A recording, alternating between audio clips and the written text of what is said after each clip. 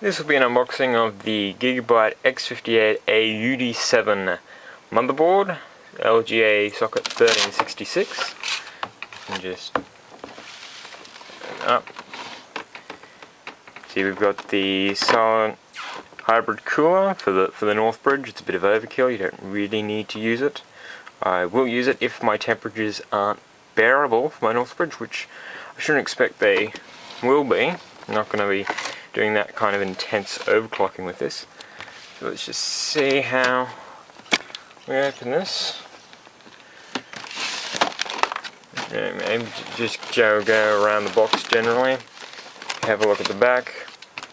Information about the super speed USB 3, 3 times power, the SATA version 3 at 6 gigabit per second, the ultra durable 3 with the 2 ounces of copper and the printed circuit board, all the details about the 24 phase of power voltage regulation for the CPU, which will make for a very nice overclock.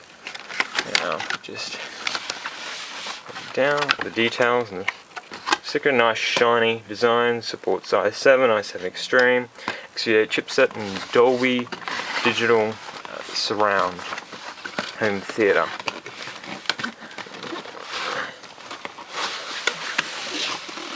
This is a very premium motherboard. In Australia, it costs in the 400 category. At least in July of 2010. It does, but it's kind of worth paying that price just to get such a high-end board that's pretty much capable of anything you want to throw at it.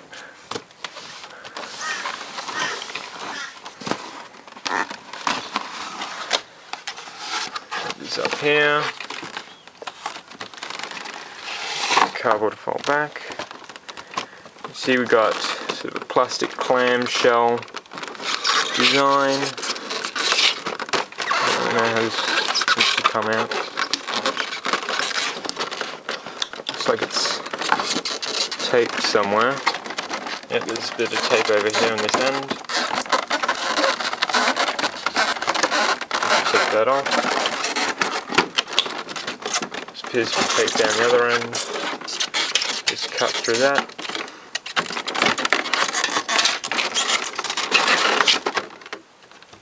Lift off the cover.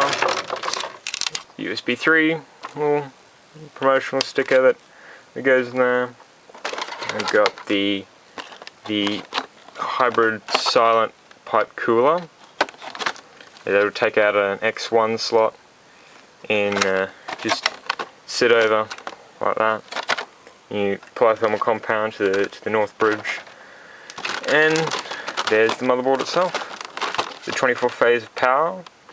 You've got the PCI Express X16 expansion slots that runs at X16, X8, X16, and when they're both populated, they both drop down to X8, X8, and just your standard PCI slot. So it's got 7.1 channel HD audio. It's made in China, as most things are. So GIGABYTE makes some of they make the best motherboards and computing components, whether it's a GPU or a motherboard. They make just the best stuff, you know. They're just really high-end premium motherboards. You've got all your SATA connections, and then you got your power button down here. You've got your triple channel memory. You've got your Lotus socket 1366 there. The problem that was with the Foxcons is when you would overclock, this was found mainly on 1156, when you would overclock, some of the time the socket would actually melt, and it would actually, the actual pins in the socket would melt away or sort of start to overheat and lose their form and shape, and it would also damage the CPU. So that's why there was like a, not quite a recall, but a full changeover to the Lotus socket, which is, you know, it's a bit of a problem for Foxconn there, because it's a lot of lost business.